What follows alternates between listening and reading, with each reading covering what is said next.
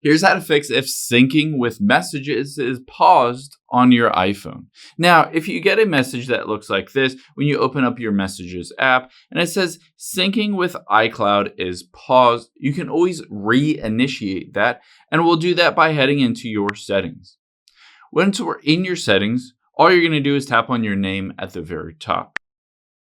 Once you tap on your name at the very top, all we're going to do is tap on iCloud here right above where it says Family. And then from here, you can see Save to iCloud. Let's hit See All here. And you can see midway down is your messages in the iCloud. We need to reinitiate the sync between messages and your iCloud. So just tap on Messages in iCloud.